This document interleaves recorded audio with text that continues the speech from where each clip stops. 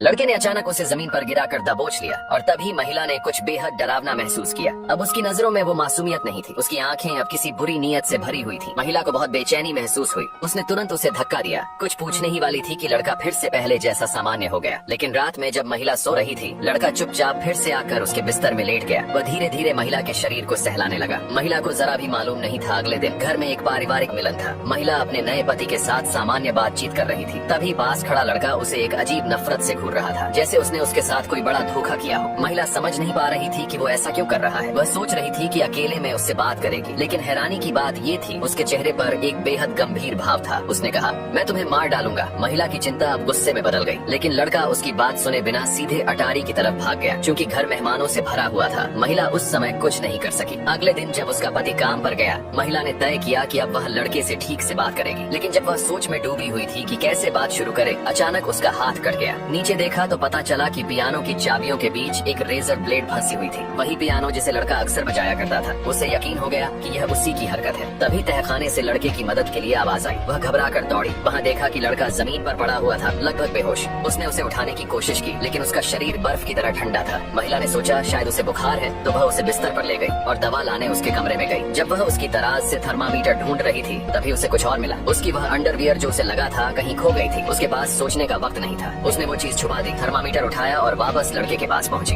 वहाँ लड़का धीरे धीरे कुछ बड़बड़ा रहा था। उसकी आवाज अस्पष्ट थी। महिला पास झुकी ताकि उसकी बात सुन सके। तभी लड़के ने अचानक अपनी आंखें खोल दी। महिला का सिर गुस्से से चकरा गया। वह सीधे उसे ढूंढने निकली, लेकिन लिविंग रूम में देखा कि फैमिली फोटो फ्रेम टूटा हुआ पड़ा है। उसने उसे उठाकर वापस जोड़ा और गुस्से में लड़के को पुकारा। लड़का सामने आया, लेकिन इससे पहले कि वह कुछ कहती, वह भाग गया और जानबूझकर उसे पीछे के आंगन की तरफ खींच ले गया। फिर महिला नुकीले खंजर पर गिर गई और उसने जो देखा डर गई।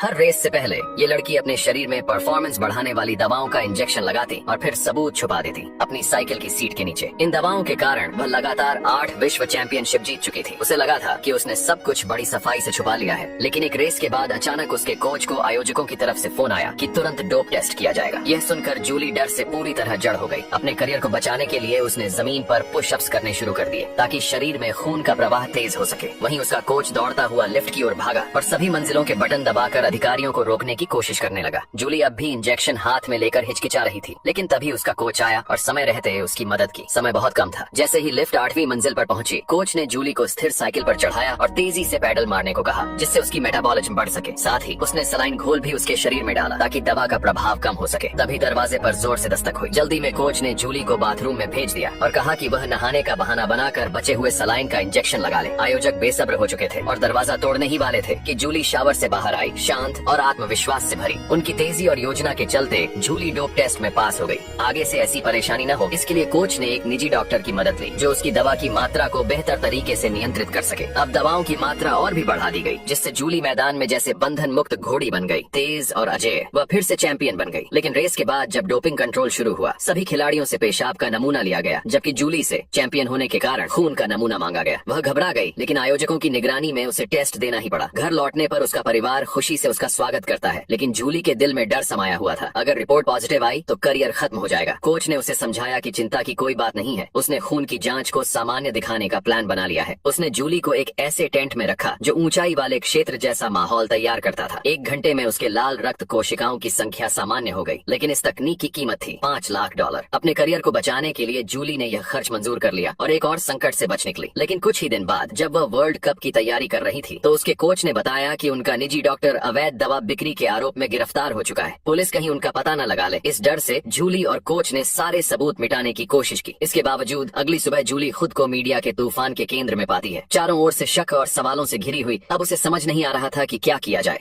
लड़के को गलती से जॉर्डन के बास्केटबॉल शूज मिल गए। जैसे ही वह गर्व महसूस करने लगा, कुछ बदमाश आ गए और उसके जूते छीनकर बिजली की तारों पर फेंक दिए। लड़का बहुत दुखी हुआ। उसी रात अचानक जोर से बारिश होने लगी। लड़के ने फैसला किया कि वह अपने जूते वापस लेगा। वह अपने दोस्तों के साथ बारिश में बाहर गया। लड़का एक पेड़ की डाल पर चढ़ा और आखिरकार जूतों तक पहुंच गया। तभी बिजली के खंभे पर एक जोरदार बिजली गिरी। करंट तारों के जरिए लड़के तक पहुंचा। लड़का और जूते दोनों नीचे गिर गए। लेकिन हैरानी की बात यह थी कि लड़के को कुछ नहीं हुआ। अगले दिन वे सब एक NBA मैच देखने गए। हाफ टाइम में लड़के को किस्मत से कैवलियर्स कैवलियर्स के स्टार खिलाड़ी के साथ एक पर एक खेलने का मौका मिल गया। वह कोर्ट पर गया और अपने एयर जॉर्डन 1 शूज पहन लिए। शुरू में खिलाड़ी ने उसे गंभीरता से नहीं लिया, लेकिन लड़के ने तेजी दिखाई। उसने डिफेंस को चकमा दिया और एक लेप स्कोर कर दिया। फिर उसने एक नकली मूव किया और एक शानदार स्टे बैक 3 पॉइंटर मार दिया। लड़का खुद यकीन नहीं कर पाया। खिलाड़ी गुस्से में आ गया। उसने अपनी जैकेट उतारी और लड़के को चेतावनी दी कि अब वह असली डिफेंस खेलेगा। लड़का ड्रिबल से आगे नहीं बढ़ पाया। तब उसने बास्केटबॉल बोर्ड पर मारकर खुद को पास दी और एक अजीब लेकिन शानदार शॉट लगाया। खिलाड़ी चौंक गया। पूरी भीड़ एक पल के लिए चुप हो गई। कुछ सेकंड बाद क्रिक एंड लोन का स्टेडियम तालियों और शोर से गूंज उठा। कैवलियर्स के मालिक ने उस लड़के को $5000 का कॉन्ट्रैक्ट ऑफर कर दिया और इस तरह 13 साल का लड़का NBA खिलाड़ी बन गया। लेकिन उसके टीम के साथी उसे पसंद नहीं करते थे। अपने पहले मैच में लड़का कोर्ट से बाहर बैठा था और रॉबिन्सन को चीयर कर रहा था। जब वह कोर्ट पर गया तो एक साथी ने उसे रोक दिया। लड़का बहुत घबराया हुआ था। वह शॉट मारने की हिम्मत नहीं कर पा रहा था और बार बार अपने साथियों को पास दे रहा था। टीम को टाइम आउट लेना पड़ा। तब पता चला कि वह जादुई एयर जॉर्डन शूज नहीं पहन रहा था। फिर उसने जूते बदले और जैसे ही उसने वो जूते पहने उसे बास्केटबॉल भगवान की शक्ति मिल गई। वह हवा में उछला, 360 डिग्री घुमा और लेप स्कोर किया। अंत में लड़के ने एडमिरल रॉबिन्सन को भी पोस्टराइज कर दिया। कैवलियर्स जो लीग में सबसे नीचे थे, उन्होंने शक्तिशाली स्पर्स को हरा दिया। वह अपने दूसरे गेम में ही हीरो बन गया। लड़के ने अपने आदर्श खिलाड़ी को देखा। वह हिम्मत करके उनके पास ऑटोग्राफ मांगने गया, लेकिन उसे मना कर दिया गया। फिर लड़के ने एलन आइवर्सन का सिग्नेचर मूव किया और एक जोरदार स्लैम डंक लगाया, जिससे आइवर्सन भी हैरान रह गया। मीडिया ने लड़के की खबरें दिखानी शुरू कर दी। फिर लड़के ने कैवलियर्स को एक के बाद एक विरोधियों को हराने में मदद की, यहाँ तक कि डर्क नोवित्स्की भी उसका फैन बन गया।